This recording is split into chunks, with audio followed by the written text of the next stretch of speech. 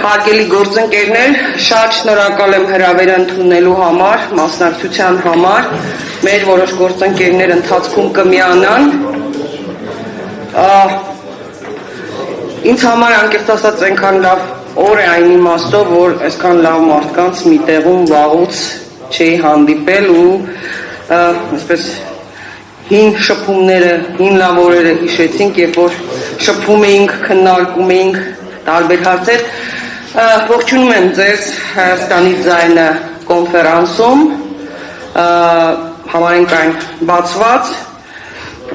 Այս միջոցառումը, հարգելի հետևորդներ, տեղի ունենում հատկապես այսօր երկու պատճառով։ Մայիսի 3-ը մամուլի ազատության միջազգային օրն է եւ ես շնորհավորում եմ զանգվածային լրատվության միջոցների բոլոր աշխատակիցներին, լրագրողներին, խմբագիրներին, տեխնիկական անձնակազմերին, ընթերցողներին, մեր մասնագիտական տոնի առթիվ ցանկանալով դիմադրողականություն եւ համբերություն։ Իսկ արդեն վաղը Երևանում մեկնարկում է Հայաստան-Եվրոպական միություն անդրանիկ գագաթնաժողովը, որը եւս մեկ առիթ է եվրոպական բարձրաստիճան պատվիրակությունների մեր եվրոպացի գործընկերների ներկայությամբ խոսելու Հայաստանում ժողովրդավարության վիճակի, քաղաքացիական ազատությունների եւ բոլոր այն արժեքների մասին, որոնք ընկած են այդ թվում եվրոպական քաղաքական համակարգի հիմքում։ Լրագրողներին ուղղված իմ բարեմաղթանքը դիմադրողականություն եւ համբերություն պատահական չէր։ Թեև Հայաստանում խոսքի եւ մամուլի ազատության ոլորտում խնդիրներ եղել են միշտ, որևէ տեղ եւ որևէ իշխանություն չի սիրում լրատվամիջոցներին եւ լրագրողներին, բայց հատկապես վերջին 8 տարիներին Հայաստանում զանգվածային լրատվության միջոցները մեծ թվով առանձին լրագրողներ ենթարկվում են իշխանությունների կողմից կազմակերպվող հետևողական համակարգային հարձակումների, սկսած շինծ ու քրեական գործերից ու ֆիզիկական սպառնալիքներից մինչև սոցցանցային հարձակումներ, բարոյահոգեբանական տեռոր, անձնական ու խոսքի ազատության սահմանափակումներից մինչև լրատվամիջոցների եւ լրագրողների դեմ դատական հայցեր, ծանր ֆինանսական պարտավորությունների հետևանքներով, կառավարող ուժի ու նրա արբանյակ սունկայքերի ու սոցցանցային էջերի կողմից գեներացվող ատելության խոսքից մինչև հրապարակային հայհոյանքներ եւ հասցեական վիրավորանքներ, խտրական վերաբերմունքից մինչև լրագրողների ընտանիքների անդամներին ու անգամ անչափահաս երեխաներին ուղղված սպառնալիքներ, ուղիղ եթերում բռնության կիրառումից մինչև լրագրողի աշխատանքի խոչընդոտման այլ դրսևորումներ, բռնության գործադրման կալանավորումներ, խուզարկություններ, գույքի առգրավումներ, գովազդատուների վերահսկողություն եւ ուղղորդում։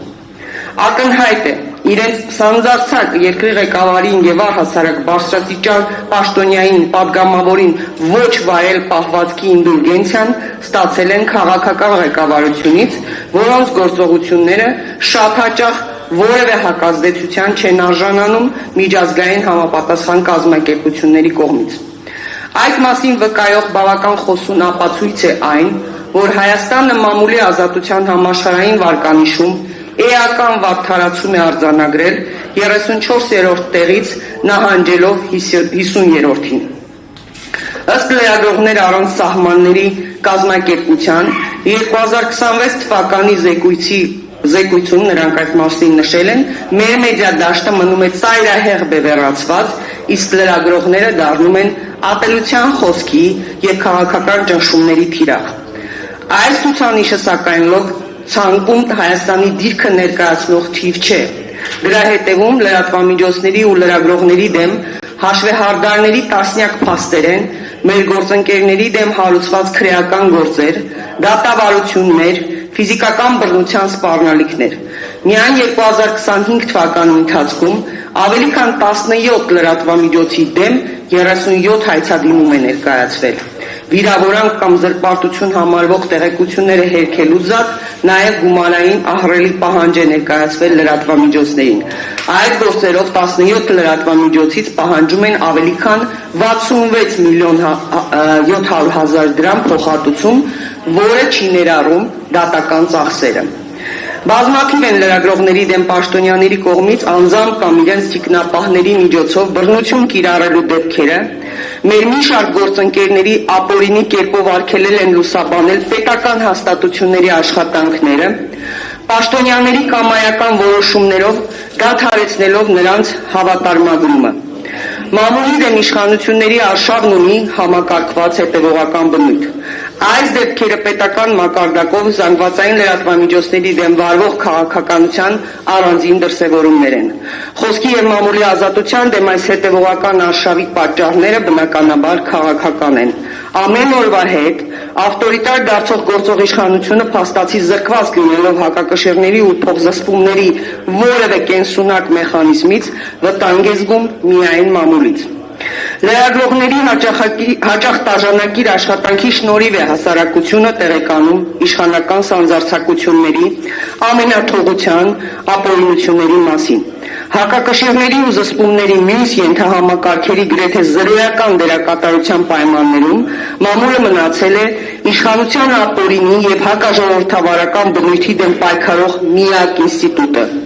Դրա համար էր մեծ թվով նախկին լրագրողներից կազմված գործող իշխանությունը լրատվամիջոցներին հայտարարել է որպես դասակարգային թշնամի եւ ամենակեղտոտ մեթոդներով պայքարում է մամուլի եւ լրատվամիջոցների դեմ։ Հարգելի գործընկերներ, այսօր Երևանում մեկնարկած գագաթնաժողովը արդեն իսկ հնչած մի շարք հայտարարություններ ավելի բացահայտ են դարձնում երեսպաշտության, երկակի ստանդարտների անթաքույց դրսևորումները, որոնցով Եվրամիությունը առանձին վերցրած երկրներ վերաբերվում են Հայաստանում ժողովրդավարության, այդ թվում խոսքի ազատության խնդիրներին, հանուն իրենց աշխարհաքաղաքական շահերի, աջակցելով ակնհայտ ավտորիտար գործող իշխանությանը։ Բոլոր այն արժեքներն ու հավատամքները, որոնք ժամանակին դրված են եղել եվրոպական քաղաքական համակարգի հիմքում, այսօր վերածվել են ընդամենը աշխարհաքաղաքական խնդիրների լուծման էժան Մեր խնդիրն իհարկե եվրոպական պատվիրակություններին բողոք ներկայացնելը չէ։ Նրանք առաջնորդվում են ոչ թե ժողովրդավարական արժեքներով, այլ աշխարհաքաղաքական շահերով, որոնք ենթադրում են գործող իշխանության աջակցություն եւ նաեւ առաջիկա ընտրություններում։ Առաջին հայացքից կարող է տարօրինակ հնչել, բայց այսօր այստեղ բարձրաձայնելով Հայաստանում ժողովրդավարության ազատությունների խայտառակ վիճակի մասին, մենք անուղղակիորեն պաշտպանում ենք հենց եվրոպական արժեքները եւ պաշտպանում ենք եվրոբյուրոկրատիայի երեսպաշտությունից։ Իսկ մեր աշխատանքի նպատակը ժողովրդավարության, իրական ժողովրդավարության պաշտպանությունն է, որը չի կարող գոյություն ունենալ առանց ազատ խոսքի եւ լրատվամիջոցների։ Հայաստանի ժուրնալիստների միությունը առանձնահատուկ շնորհակալություն է հայտնում իր միջազգային գործընկերներին եւ լրագրողների Եվրոպական ֆեդերացիային եւ լրագրողների միջազգային ֆեդերացիային։ Նրանք մշտապես եւ համարժեք արձագանքել են մեր ահազանգերին, քանիցս հանդես են եկել ընդդեմ հայաստանյան լրատվամիջոցների, լրագրողների, հաղորդավարների նկատմամբ իշխանությունների կողմից հակաիրավական գործողությունների, քաղաքական հետապնդումների։ Որոշ դեպքերում նրանք Հայաստանի իշխանություններին ուղղված շատ խիստ առաջին մակարդակի ահազանգ կոչով են հանդես եկել, քայլեր ձեռնարկելու կոչերով դիմելով նաեւ Եվրոպայի խորհրդին, լրագրողների անվտանգության հարթակին, որը եւս քանիցս առաջին կարգի ահազանգեր է հնչեցրել։ Այսօրվա կոնֆերանսում մենք խոսելու ենք սակայն ոչ միայն մամուլի դեմ կիրառվող բռնաճնշումների սահմանափակումների, այլ ավելի լայն համատեքստում քաղաքացիական ազատությունների վիճակի մասին։ Ուրախ եմ, որ մեր կոնֆերանսին բացի գործընկեր զանգվածային լրատվամիջոցներից մասնակցում են նաև հեղինակավոր իրավապաշտպաններ, փաստաբաններ, որոնք վստահ եմ իրենց զեկույցներում, ելույթներում իրավիճակը լավագույնս կներկայացնեն, հատկապես մարդու իրավունքների ու ազատությունների իրական վիճակը Հայաստանում։ Մաղթում եմ բոլորիս արդյունավետ աշխատանք եւ ներկայացնեմ մեր կոնֆերանսի բանախոսներին։ Սիրանուշ Սահակյան, միջազգային եւ համեմատական իրավունքի կենտրոնի նախագահ իրավապաշտպան, մարդու իրավունքների եվրոպական դատարանում հայ գերիների ներկայացուցիչ, Ջոն Այբդերը, որը ներկա կգտնվի մեր կոնֆերանսին իր ուղերձով, Քրիստոնեական համերաշխություն միջազգային իրավապաշտպան կազմակերպության նախագահ իրավապաշտպան, պարոն Ռոբերտ Ամստերդամ, իրավաբան եւ մարդու իրավունքների միջազգային պաշտպան, Արամ Աբրահամյան Առավոտ օրաթերթի գլխավոր խմբագիր հրապարակախոս, Վարդան Պողոսյան քաղաքագետ սահմանադրակետ, Արամ Օրբելյան կոնցերտ դիալոգ փաստաբանական գրասենյակի կառավարիչ գործընկեր, միջազգային իրավունքի մասնագետ փաստաբան, Գեղամ Ստեփանյան Արցախի մարդու իրավունքների պաշտպան, Ռուբեն Մելիքյան իրավապաշտպան փաստաբան, Նարեկ Գալստյան քաղաքագետ պատմական գիտությունների թեկնածու 24 News-am լրատվական կայքի խմբագիր հիմնադիր, Հովանես Խուդոյան փաստաբան իրավապաշտպան, Կարեն Վրթանեսյան քարոզչության ոլորտի հետազոտող փորձագետ։ Մեր կոնֆերանսը համարում եմ բացված եւ այժմ որպես առաջին ելույթ կխնդրեմ մեր գործընկերներին, որպեսզի ներկայացնեն Քրիստոնեական համերաշխություն միջազգային իրավապաշտպան կազմակերպության նախագահ իրավապաշտպան պարոն Ջոն Այբների ուղերձը, տեսաուղերձը ուղղված կոնֆերանսի մասնակիցներին եւ նրա ելույթը։